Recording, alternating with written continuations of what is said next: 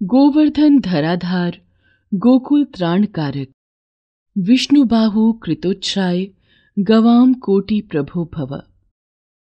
नमस्कार दोस्तों, आज हम आपको कार्तिक मास की शुक्ल पक्ष की प्रतिपदा को मनाए जाने वाले त्योहार गोवर्धन पूजा के बारे में बताएंगे।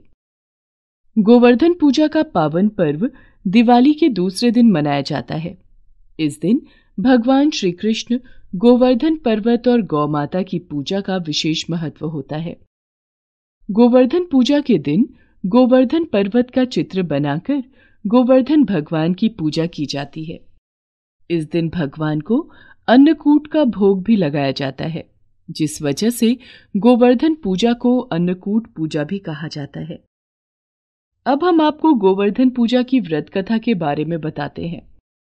गोवर्धन पूजा के दिन इसकी व्रत कथा को कहने या सुनने वाले सभी भक्तों के संकट टल जाते हैं और उन्हें अपने सभी कार्यों में उत्तम फल की प्राप्ति होती है। तो आइए सुनते हैं गोवर्धन पूजा की व्रत कथा। गोवर्धन पूजा की कथा द्वापर युग से जुड़ी है, जब दुष्टों का संहार करने के लिए भगवान विष्णु ने भगवान श्री कृष्ण का अवतार लेकर धरती पर जन्म लिया था। एक समय की बात है जब द्वापर युग में भगवान श्री कृष्ण अपने मित्र ग्वालों के साथ पशु चराते हुए गोवर्धन पर्वत जा पहुंचे। वहां उन्होंने देखा कि पूरे ब्रज में सभी लोग उत्सव मना रहे हैं। घरों में तरह तरह के पकवान बनाए जा रहे हैं। सभी लोग किसी की पूजा की तैयारी कर रहे थे। यहां तक कि मैया यशोदा भी पूजा की तैयारी कर रही थी। पूजा के मंडप सजाए जा रहे थे और सभी लोग प्रातः काल से ही पूजन की सामग्री एकत्रित करने में व्यस्त थे। श्री कृष्ण ने इसका कारण जानना चाहा और वहां उपस्थित गोपियों से पूछा, हे ग्वाल बाल, आप सभी किनकी पूजा की तैयारी कर रहे हैं? यहां ब्रज में उत्सव का माहौल क्यों है? ये सब पकवान किसके लिए बनाए जा रहे हैं? ये सब किसके लिए है? तब ब्रजवासियों ने भगवान श्री कृष्ण को बताया, हे श्री कृष्ण, क्या तुम्हें ज्ञात नहीं है, आज यहां मेघ और देवों के स्वामी इंद्रदेव की पूजा होगी, जिसके लिए अन्नकूट की तैयारी हो रही है। ये सब पकवान उन्हें भोग लगाने के लिए बनाए जा रहे हैं। इंद्रदेव की पूजा? लेकिन इंद्रदेव की पूजा क्यों की जा रही है? उन्होंने ऐसा कौन सा कार्य कर दिया है? इंद्रदेव से ही तो सारी दुनिया चल रही है। इंद्रदेव की पूजा करने से इंद्रदेव प्रसन्न होकर वर्षा करेंगे, जिसके परिणाम स्वरूप खेतों में अन्न उत्पन्न होगा, जिससे ब्रजवासियों का भरण पोषण होगा और गायों एवं अन्य पशुओं को चारा भी मिलेगा। गायों को चारा मिलेगा तो वे अत्यधिक दूध देंगी, जिससे हमारा भरण पोषण होगा और हमें धन की प्राप्ति होगी। इसलिए इंद्रदेव ही हमारे देव हैं और हम उनकी ही पूजा करते हैं। श्री कृष्ण तो लीलाधारी थे। वो देवराज इंद्र का घमंड तोड़ना चाहते थे और इसलिए उन्होंने ये लीला रची थी। गोपियों की बात सुनकर भगवान श्री कृष्ण सबसे बोले, हे ब्रजवासियों, इंद्र का तो कर्तव्य ही है जल वर्षा करना। उनकी पूजा नहीं होगी, वो तब भी जल वर्षा ही करेंगे। तो इंद्रदेव की पूजा क्यों की जाए? पूजा करनी है तो गोवर्धन पर्वत की करो। हे कृष्ण, गोवर्धन पर्वत की पूजा क्यों? क्या हमें इंद्रदेव की पूजा नहीं करनी चाहिए?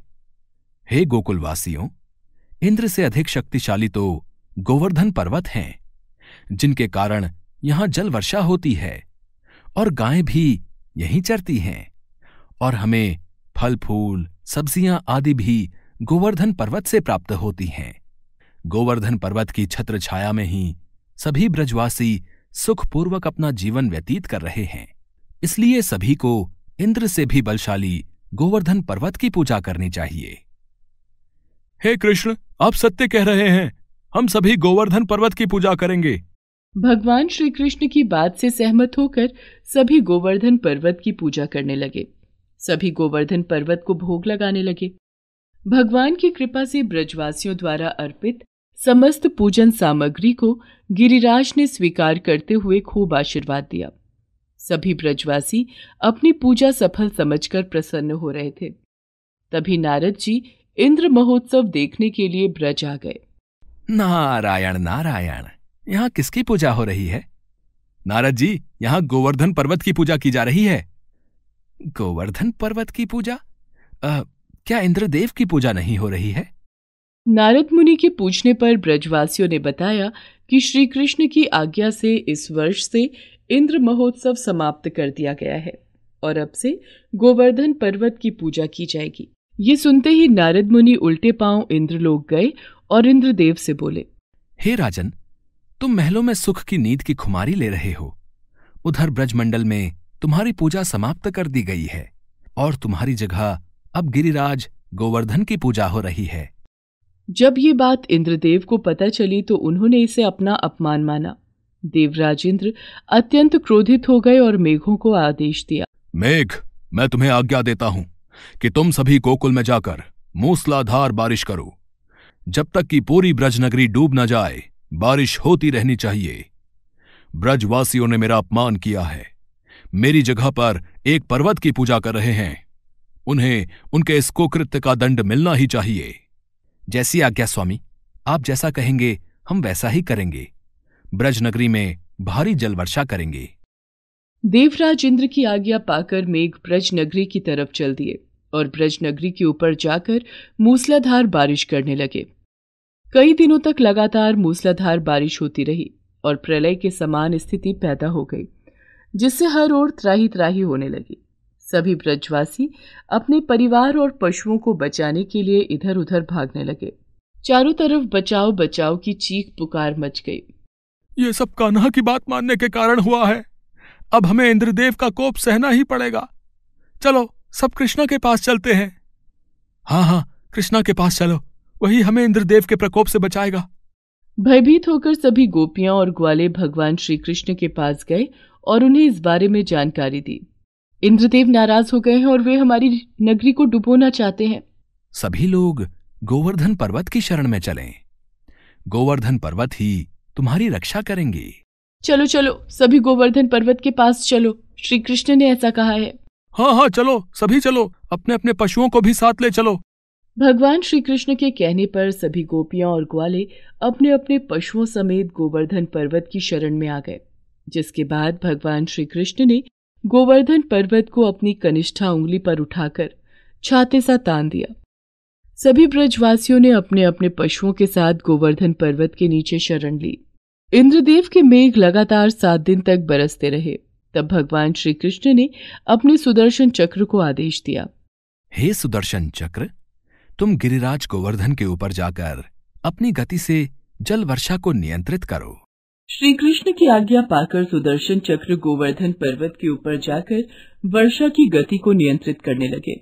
उसके बाद श्री कृष्ण ने शेषनाग को आदेश दिया, हे शेषनाग, आप मेढ़ बन करके वर्षा को गोवर्धन पर्वत पर पड़ने से रोको। गोवर्धन पर्वत पर पानी की एक बूंद भी न पड़ने पाए। शेषनाग ने भी ऐसा ही किया। भगवान श्री कृष्ण के सुदर्शन चक्र और शेषनाग के प्रभाव से ब्रजवासियों पर जल की एक बूंद भी नहीं पड़ी। सभी गोकुलवासी बहुत खुश हुए और उत्सव मनाने लगे। ये अद्भुत चमत्कार देखकर इंद्रदेव असमंजस में पड़ गए। तब वो ब्रह्मा जी के पास गए। हे जगत के सृजनकर्ता, हे परम पिता ब्रह्मा, श्री कृष्ण कोई साधारण बालक प्रतीत नहीं होता है। कृपया आप बताएं कि ये श्री कृष्ण कौन हैं? तब ब्रह्मा जी ने इंद्रदेव को बताया कि श्री कृष्ण स्वयं भगवान विष्णु के अवतार हैं। हे इंद्रदेव, श्री कृष्ण तो स्वयं जगत के पालनहार भगवान विष्णु के अवतार हैं और पूर्ण पुरुषोत्तम नारायण हैं। हे इंद्रदेव, आप भगवान श्री कृष्ण की शरण में जाएं एवं उनसे क्षमा याचना करें। वो आपको अवश्य क्षमा करेंगे। यह सत्य जानकर इंद्रदेव अत्यंत लज्जित हुए और भगवान श्री कृष्ण से क्षमा याचना करने लगे। हे प्रभु, मैं अज्ञानी हूँ। मुझे ज्ञात नहीं था कि आप स्वयं जगत के पालनहार भगवान विष्णु हैं। इसीलिए अहंकारवश भूल कर बैठा। आप दयालु हैं, कृपालु हैं, इसलिए मेरी भूल क्षमा कर दीजिए प्रभु। देवराज इंद्र ने भगवान श्री कृष्ण की पूजा अर्चना की और उन्हें भोग लगाया। भगवान श्री कृष्ण ने इंद्रदेव के अहंकार को चूर चूर कर दिया था। उन्होंने इंद्रदेव को क्षमा किया और 7वें दिन गोवर्धन पर्वत को भूमि तल पर रखा और ब्रजवासियों से कहा, सभी गोपियों ग्वालों, सभी ब्रजवासियों सुनो, अब से हर वर्ष आज ही के दिन देवराज इंद्र की पूजा न करके गोवर्धन पर्वत की पूजा करो एवं अन्नकूट का पर्व मनाओ। तभी से यह पर्व प्रचलित है और आज भी पूर्ण श्रद्धा भक्ति भाव से मनाया जाता है। गोवर्धन पूजा के दिन ही अन्नकूट पर्व भी मनाया जाता है, क्योंकि इसी गोकुल धाम की सभी गोपियों ने भगवान कृष्ण को 56 तरह के अन्न के मिश्रण का भोग लगाया था, जिसे 56 भोग कहते हैं, और तब से 56 भोग भी प्रचलित हुआ। पूजा विधि। गोवर्धन पूजा के दिन सुबह सवेरे उठकर शरीर पर तेल की मालिश करने के बाद में स्नान करने की प्राचीन परंपरा है। इस दिन सुबह जल्दी उठकर पूजन सामग्री के साथ पूजा स्थल पर बैठ जाइए और अपने कुल देवी देवता का ध्यान करिए। गोवर्धन पूजा के दिन लोग अपने अपने घरों में गोबर से गोवर्धन पर्वत का चित्र बनाते हैं और उसे फूलों से सजाते हैं। उन सब के बीच में भगवान कृष्ण की मूर्ति रखी जाती है। साथ ही नाभि के स्थान पर एक कटोरी जितना गड्ढा बना लें और वहां एक कटोरी या मिट्टी का दीपक रख दें। इसके बाद उस पात्र में दूध, दही, गंगा जल, शहद और बताशे इत्यादि डालकर पूजा करें। इसके बाद गोवर्धन पूजा मंत्र गोवर्धन धराधार गोकुल त्राणकारक विष्णु बाहु कृतोच्छ्राय गवाम कोटि प्रभो भव का जाप करें और बाद में इसे प्रसाद के रूप में बांटकर स्वयं ग्रहण करें। गोवर्धन पूजा सुबह के समय की जाती है। पूजा के समय गोवर्धन पर धूप, दीप, जल, फल, नैवेद्य चढ़ाए जाते हैं और तरह तरह के पकवानों का भोग लगाया जाता है। इसके बाद गोवर्धन पूजा की व्रत कथा सुनी जाती है और सभी में प्रसाद बांटा जाता है। पूजा के बाद गोवर्धन जी की 7 परिक्रमाएं लगाते हुए उनकी जय बोली जाती है। कुछ स्थानों पर गोवर्धन पूजा के साथ ही गायों को स्नान कराने की और उन्हें सिंदूर इत्यादि पुष्प मालाओं से सजाए जाने की परंपरा भी है। इस दिन गाय की पूजा की जाती है, तो यदि आप गाय को स्नान कराकर उसे सजा सकते हैं या उसका श्रृंगार कर सकते हैं, तो कोशिश करिए कि गाय का श्रृंगार करें और उसके सिंग पर घी लगाएं, उसे गुड़ खिलाएं। गाय की पूजा के बाद में एक मंत्र का उच्चारण किया जाता है, जिससे लक्ष्मी माता प्रसन्न होती हैं और आपके घर में कभी धन की कमी भी नहीं रहती। ऐसा कहा जाता है कि गोवर्धन पर्वत भगवान श्री कृष्ण का ही एक स्वरूप है और भगवान गोवर्धन अपने सभी शरणागत भक्तों की रक्षा करते हैं। कहते हैं कि जो व्यक्ति गोवर्धन पूजा के दिन भगवान श्री कृष्ण के इस रूप की पूजा करता है, उसके मन के श्रद्धा और भक्ति के भावों में वृद्धि होती है। कहते हैं भगवान श्री कृष्ण ने स्वयं इस दिन गिरिराज गोवर्धन का पंचामृत से अभिषेक कर उन्हें 56 प्रकार के व्यंजनों से भोग लगाया और विधिवत पूजा अर्चना की। इसी दिन से भगवान श्री कृष्ण का एक नाम गोवर्धनधारी या गिरधारी भी पड़ गया। उसी परंपरा में आज भी समूचे ब्रज में दीपावली के दूसरे दिन कार्तिक शुक्ल प्रतिपदा को गोवर्धन पूजा का पर्व श्रद्धा और भक्ति के साथ मनाया जाता है। गोवर्धन पूजा प्रकृति की उपासना का प्रमुख पर्व है। गोवर्धन धराधार गोकुल त्राणकारक विष्णु बाहु कृतोच्छ्राय गवाम कोटि प्रभो भव। नमस्कार दोस्तों, आज हम आपको कार्तिक मास की शुक्ल पक्ष की प्रतिपदा को मनाए जाने वाले त्योहार गोवर्धन पूजा के बारे में बताएंगे। गोवर्धन पूजा का पावन पर्व दिवाली के दूसरे दिन मनाया जाता है। इस दिन भगवान श्री कृष्ण गोवर्धन पर्वत और गौ माता की पूजा का विशेष महत्व होता है। गोवर्धन पूजा के दिन गोवर्धन पर्वत का चित्र बनाकर गोवर्धन भगवान की पूजा की जाती है। इस दिन भगवान को अन्नकूट का भोग भी लगाया जाता है, जिस वजह से गोवर्धन पूजा को अन्नकूट पूजा भी कहा जाता है। अब हम आपको गोवर्धन पूजा की व्रत कथा के बारे में बताते हैं। गोवर्धन पूजा के दिन इसकी व्रत कथा को कहने या सुनने वाले सभी भक्तों के संकट टल जाते हैं और उन्हें अपने सभी कार्यों में उत्तम फल की प्राप्ति होती है।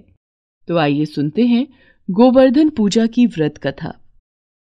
गोवर्धन पूजा की कथा द्वापर युग से जुड़ी है, जब दुष्टों का संहार करने के लिए भगवान विष्णु ने भगवान श्री कृष्ण का अवतार लेकर धरती पर जन्म लिया था।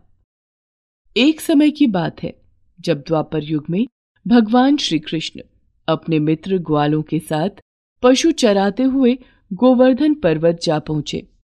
वहां उन्होंने देखा कि पूरे ब्रज में सभी लोग उत्सव मना रहे हैं। घरों में तरह तरह के पकवान बनाए जा रहे हैं। सभी लोग किसी की पूजा की तैयारी कर रहे थे।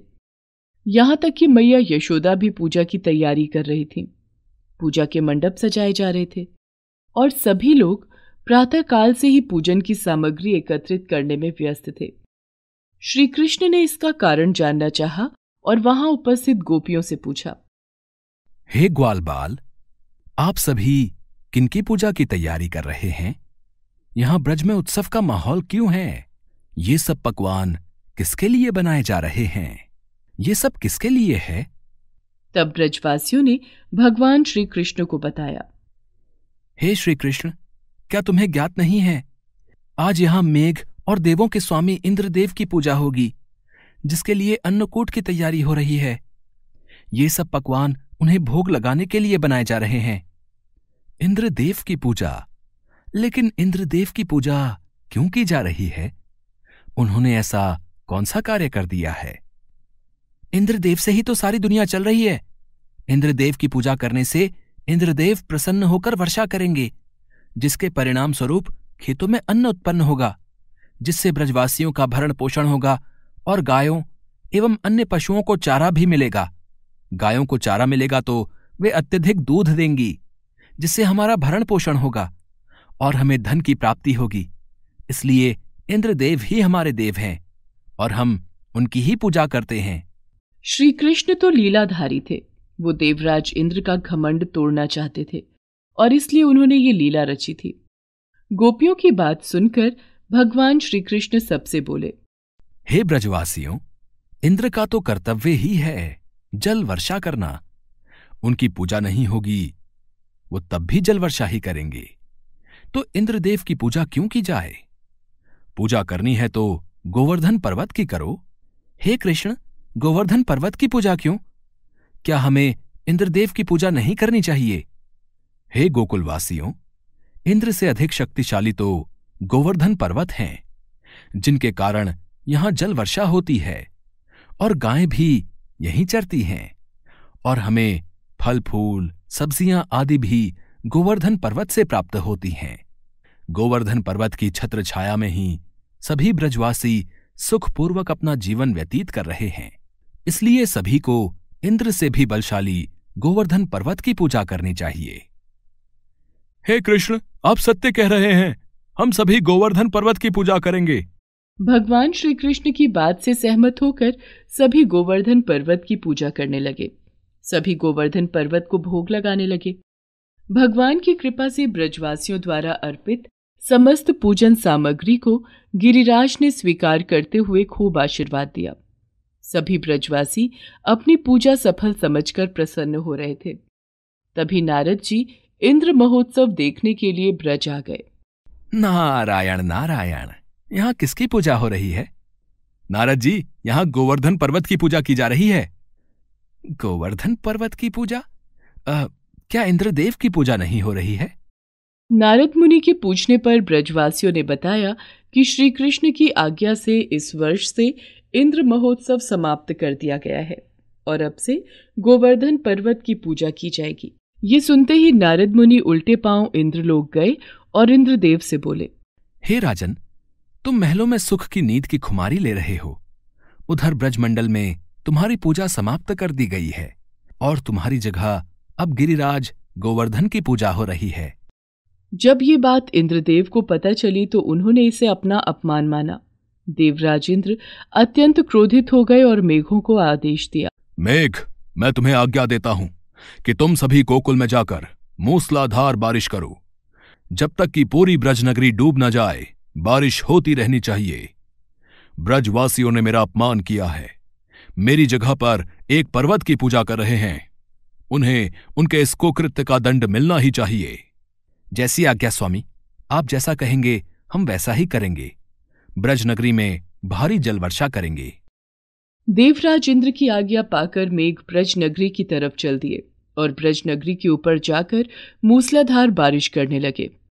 कई दिनों तक लगातार मूसलाधार बारिश होती रही और प्रलय के समान स्थिति पैदा हो गई, जिससे हर ओर त्राही त्राही होने लगी। सभी ब्रजवासी अपने परिवार और पशुओं को बचाने के लिए इधर उधर भागने लगे। चारों तरफ बचाओ बचाओ की चीख पुकार मच गई। ये सब कान्हा की बात मानने के कारण हुआ है। अब हमें इंद्रदेव का कोप सहना ही पड़ेगा। चलो सब कृष्णा के पास चलते हैं। हाँ हाँ, कृष्णा के पास चलो, वही हमें इंद्रदेव के प्रकोप से बचाएगा। भयभीत होकर सभी गोपियां और ग्वाले भगवान श्री कृष्ण के पास गए और उन्हें इस बारे में जानकारी दी। इंद्रदेव नाराज हो गए हैं और वे हमारी नगरी को डुबोना चाहते हैं। सभी लोग गोवर्धन पर्वत की शरण में चलें। गोवर्धन पर्वत ही तुम्हारी रक्षा करेंगे। चलो चलो, सभी गोवर्धन पर्वत के पास चलो, श्री कृष्ण ने ऐसा कहा है। हाँ हाँ चलो, सभी चलो, अपने अपने पशुओं को भी साथ ले चलो। भगवान श्री कृष्ण के कहने पर सभी गोपियां और ग्वाले अपने अपने पशुओं समेत गोवर्धन पर्वत की शरण में आ गए, जिसके बाद भगवान श्री कृष्ण ने गोवर्धन पर्वत को अपनी कनिष्ठा उंगली पर उठाकर छाते सा तान दिया। सभी ब्रजवासियों ने अपने अपने पशुओं के साथ गोवर्धन पर्वत के नीचे शरण ली। इंद्रदेव के मेघ लगातार 7 दिन तक बरसते रहे। तब भगवान श्री कृष्ण ने अपने सुदर्शन चक्र को आदेश दिया। हे सुदर्शन चक्र, तुम गिरिराज गोवर्धन के ऊपर जाकर अपनी गति से जल वर्षा को नियंत्रित करो। श्री कृष्ण की आज्ञा पाकर सुदर्शन चक्र गोवर्धन पर्वत के ऊपर जाकर वर्षा की गति को नियंत्रित करने लगे। उसके बाद श्री कृष्ण ने शेषनाग को आदेश दिया। हे शेषनाग, आप मेढ़ बन करके वर्षा को गोवर्धन पर्वत पर पड़ने से रोको। गोवर्धन पर्वत पर पानी की एक बूंद भी न पड़ने पाए। शेषनाग ने भी ऐसा ही किया। भगवान श्री कृष्ण के सुदर्शन चक्र और शेषनाग के प्रभाव से ब्रजवासियों पर जल की एक बूंद भी नहीं पड़ी। सभी गोकुलवासी बहुत खुश हुए और उत्सव मनाने लगे। ये अद्भुत चमत्कार देखकर इंद्रदेव असमंजस में पड़ गए। तब वो ब्रह्मा जी के पास गए।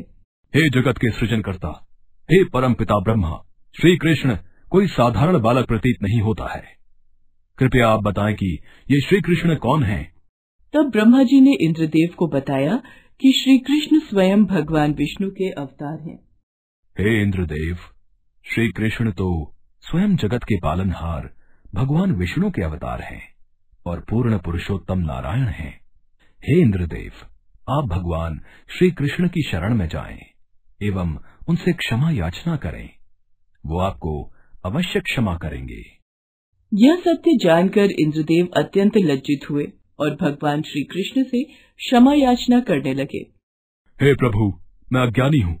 मुझे ज्ञात नहीं था कि आप स्वयं जगत के पालनहार भगवान विष्णु हैं। इसीलिए अहंकारवश भूल कर बैठा। आप दयालु हैं, कृपालु हैं, इसलिए मेरी भूल क्षमा कर दीजिए प्रभु। देवराज इंद्र ने भगवान श्री कृष्ण की पूजा अर्चना की और उन्हें भोग लगाया। भगवान श्री कृष्ण ने इंद्रदेव के अहंकार को चूर चूर कर दिया था। उन्होंने इंद्रदेव को क्षमा किया और 7वें दिन गोवर्धन पर्वत को भूमि तल पर रखा और ब्रजवासियों से कहा, सभी गोपियों ग्वालों, सभी ब्रजवासियों सुनो। अब से हर वर्ष आज ही के दिन देवराज इंद्र की पूजा न करके गोवर्धन पर्वत की पूजा करो एवं अन्नकूट का पर्व मनाओ। तभी से यह पर्व प्रचलित है और आज भी पूर्ण श्रद्धा भक्ति भाव से मनाया जाता है। गोवर्धन पूजा के दिन ही अन्नकूट पर्व भी मनाया जाता है, क्योंकि इसी गोकुल धाम की सभी गोपियों ने भगवान कृष्ण को 56 तरह के अन्न के मिश्रण का भोग लगाया था, जिसे 56 भोग कहते हैं, और तब से 56 भोग भी प्रचलित हुआ। पूजा विधि। गोवर्धन पूजा के दिन सुबह सवेरे उठकर शरीर पर तेल की मालिश करने के बाद में स्नान करने की प्राचीन परंपरा है। इस दिन सुबह जल्दी उठकर पूजन सामग्री के साथ पूजा स्थल पर बैठ जाइए और अपने कुल देवी देवता का ध्यान करिए। गोवर्धन पूजा के दिन लोग अपने अपने घरों में गोबर से गोवर्धन पर्वत का चित्र बनाते हैं और उसे फूलों से सजाते हैं। उन सब के बीच में भगवान कृष्ण की मूर्ति रखी जाती है। साथ ही नाभि के स्थान पर एक कटोरी जितना गड्ढा बना लें और वहां एक कटोरी या मिट्टी का दीपक रख दें। इसके बाद उस पात्र में दूध, दही, गंगा जल, शहद और बताशे इत्यादि डालकर पूजा करें। इसके बाद गोवर्धन पूजा मंत्र गोवर्धन धराधार गोकुल त्राणकारक विष्णु बाहु कृतोच्छ्राय गवाम कोटि प्रभो भव का जाप करें और बाद में इसे प्रसाद के रूप में बांटकर स्वयं ग्रहण करें। गोवर्धन पूजा सुबह के समय की जाती है। पूजा के समय गोवर्धन पर धूप दीप जल फल नैवेद्य चढ़ाए जाते हैं और तरह तरह के पकवानों का भोग लगाया जाता है। इसके बाद गोवर्धन पूजा की व्रत कथा सुनी जाती है और सभी में प्रसाद बांटा जाता है। पूजा के बाद गोवर्धन जी की 7 परिक्रमाएं लगाते हुए उनकी जय बोली जाती है। कुछ स्थानों पर गोवर्धन पूजा के साथ ही गायों को स्नान कराने की और उन्हें सिंदूर इत्यादि पुष्प मालाओं से सजाए जाने की परंपरा भी है। इस दिन गाय की पूजा की जाती है, तो यदि आप गाय को स्नान कराकर उसे सजा सकते हैं या उसका श्रृंगार कर सकते हैं, तो कोशिश करिए कि गाय का श्रृंगार करें और उसके सिंग पर घी लगाएं, उसे गुड़ खिलाएं। गाय की पूजा के बाद में एक मंत्र का उच्चारण किया जाता है, जिससे लक्ष्मी माता प्रसन्न होती हैं और आपके घर में कभी धन की कमी भी नहीं रहती। ऐसा कहा जाता है कि गोवर्धन पर्वत भगवान श्री कृष्ण का ही एक स्वरूप है और भगवान गोवर्धन अपने सभी शरणागत भक्तों की रक्षा करते हैं। कहते हैं कि जो व्यक्ति गोवर्धन पूजा के दिन भगवान श्री कृष्ण के इस रूप की पूजा करता है, उसके मन के श्रद्धा और भक्ति के भावों में वृद्धि होती है। कहते हैं भगवान श्री कृष्ण ने स्वयं इस दिन गिरिराज गोवर्धन का पंचामृत से अभिषेक कर उन्हें 56 प्रकार के व्यंजनों से भोग लगाया और विधिवत पूजा अर्चना की। इसी दिन से भगवान श्री कृष्ण का एक नाम गोवर्धनधारी या गिरधारी भी पड़ गया। उसी परंपरा में आज भी समूचे ब्रज में दीपावली के दूसरे दिन कार्तिक शुक्ल प्रतिपदा को गोवर्धन पूजा का पर्व श्रद्धा और भक्ति के साथ मनाया जाता है। गोवर्धन पूजा प्रकृति की उपासना का प्रमुख पर्व है।